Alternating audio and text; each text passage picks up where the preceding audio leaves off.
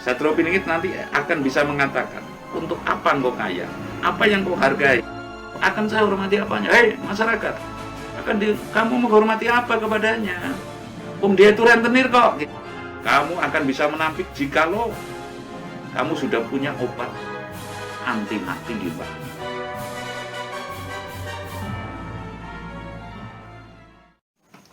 Nuwun sewu Mbah.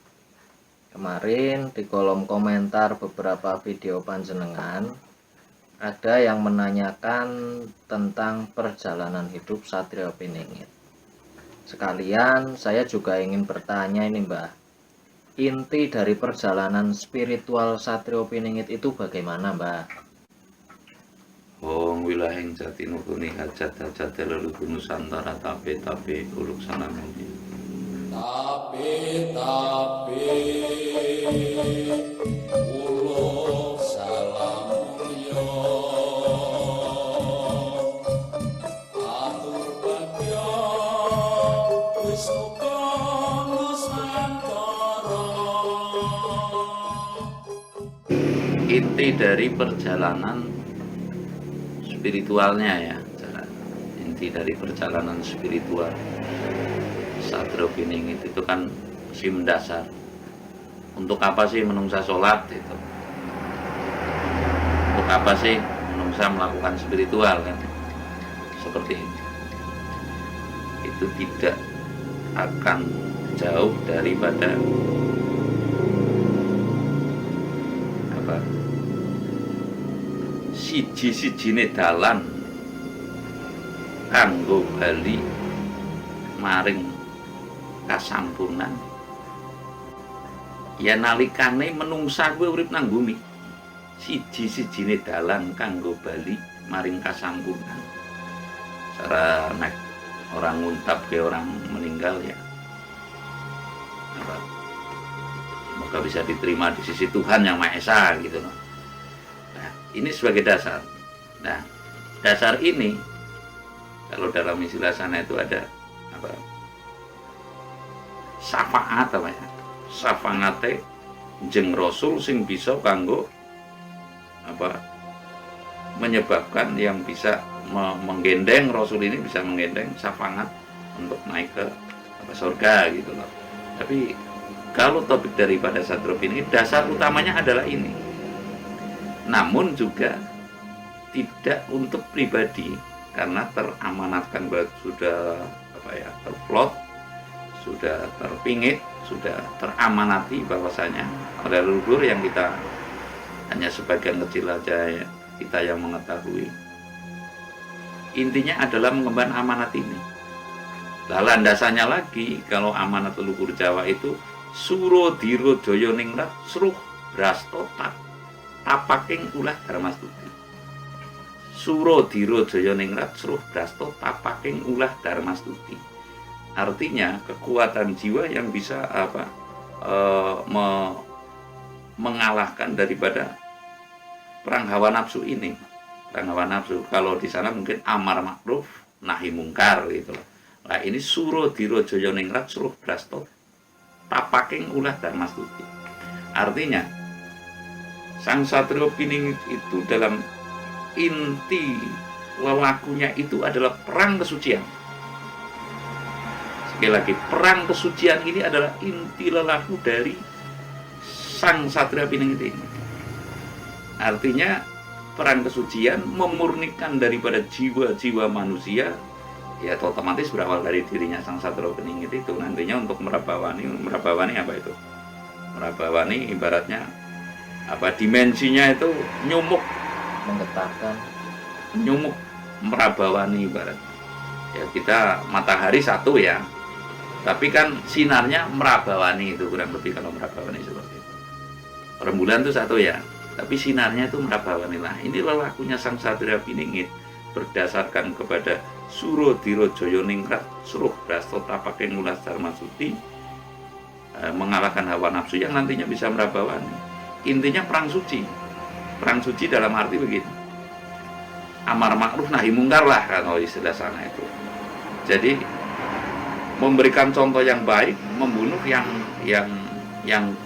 kurang baik ibaratnya yang menuruti hawa nafsu ini harus tertindas nanti, harus tergilas, harus hilang. Artinya ada pencuri satu saja di sebuah desa, jangankan dua, itu sudah resah gitu loh, bisa dipahami ya. Satu desa, dalam satu desa, apalagi satu negara, ada satu seorang pencuri saja, itu sudah resah. Makanya dalam ramalan atau dalam cerita masyarakat yang itu, kelak mijilnya atau sudah jumenengnya Satrio Piningit ini, itu tidak ada maling, tidak ada rampok, orang jahat sudah pada kapok karena keprabauan dengan yang telah dilakukan oleh Satrio Piningit ini adalah perang suci. Perang suci artinya mensucikan diri, mensucikan alam raya ini dengan laku tirakat, tapa berata atau halwat gitu. Ini yang pokok. Artinya perang suci itu adalah perjalanan lelakunya Satrio Piningit dengan beberapa fase. Fase pertama, fase kedua, fase ketiga. Nantinya dengan perang suci ini niscaya Suro Dirojaya Ningrat Sruh Brasto Tekaping Ulah Darmastuti itu tidak mungkin orang yang ibaratnya, maaf kata kalau boleh saya ngomong, Satrio Piningit nanti akan bisa mengatakan, untuk apa engkau kaya? Apa yang kau hargai? Artinya begini, wah, dihargai apanya itu? Kaya pun kamu adalah rentenir, umpamanya seperti itu. Kaya pun kamu rentenir, akan aku hargai apanya kamu gitu loh. Kira-kira seperti itulah nanti para rentenir itu apa? Rentenir lintah darat itu akan saya hormati apanya? Hei masyarakat, kamu menghormati apa kepadanya? Dia itu rentenir kok gitu loh. Akhirnya renternya kapok gitu loh. Tapi Mbak Nun Sewu, kan ada sebagian orang juga yang istilahnya merasa terbantu karena rentenir itu kan mau meminjamkan atau apa bagaimana. Hukum suci nanti tidak, Mas. Hukum suci itu tidak. Sebab pada prinsipnya dalam kemurniannya ini urip setuhune itu apa ya? Sesungguhnya. Sesungguhnya dalam perjalanan hidup yang sungguhnya, yang sesungguh-sungguhnya, urip ora kon utang, ora kon mutangna. Paham nggak? Tidak ada rembugan ini di langit. Ketika manusia akan diturunkan ke bumi ini, engkau kowe utang mutangna nggak ada. Bahkan makanya ketika manusia turun ke bumi ini sebenarnya sangat kaget. Di sana tidak ada rembukan duit, adanya dharma yang wajib ya dari alam Allah sana. Ketika turun ke bumi ada rembukan duit, utang menghutangkan gitu loh. Dan saya yakin dalam satu saat ini nanti dalam secara makronya nanti yang sekarang Indonesia hutangnya sekian katanya dan sebagainya, nanti ada legalitas alam. Legalitas itu apa? Legalitas yang kemungkinan besar itu akan terjadi pemutihan, kurang lebihnya begitu. Nah, dalam pemutihan inilah nanti sosok akan muncul. Artinya urip gue duduk utang, duduk utang. Dan beliaulah mungkin yang nanti yang akan mampu menerangkan kepada manusia sejagat raya, kepada cara sekarang ya PBB mungkin. Cara sekarang Donald Trump apa ya? Ini loh, mengapa kamu negeri yang sudah menjadi polisi dunia bisa hancur, bisa berantakan juga, baik secara moral maupun secara material. Karena ini loh keterangannya, urip sejati ini dudu utang, dudu mutang, kurang lebih seperti itu.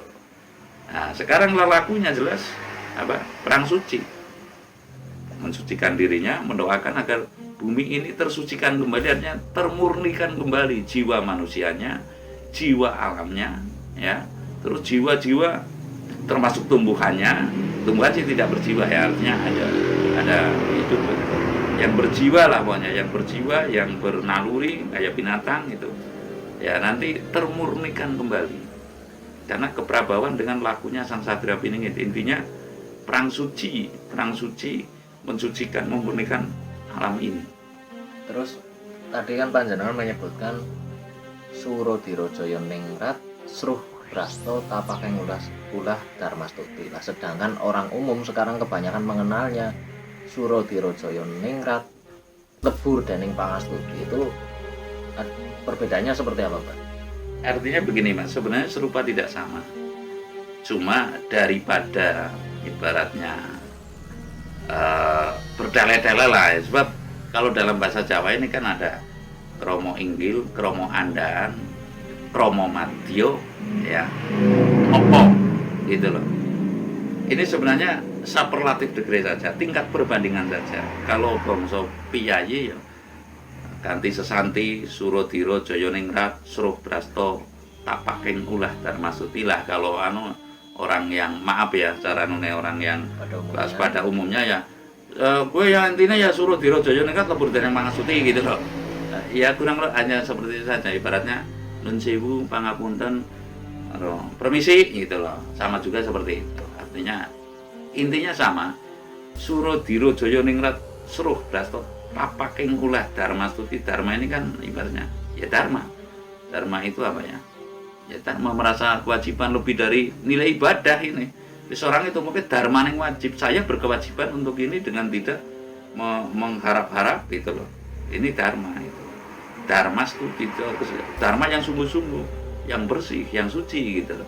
Lah lebur deneng pangastuti ya sama juga, suro dirojo ningrat lebur deneng pangastuti kan, dharma stuti dengan pangastuti kan sama, ulah kridaneng kebajikan Dharma astuti. iya dharma astuti. Lah ini lebur deneng pangastuti, artinya kan dharma stuti, pangastuti kan pangastuti ibaratnya ya seperti itulah. Sebenarnya hanya superlatif degree saja, tingkat perbandingan bahasa antara kaum luhur ya.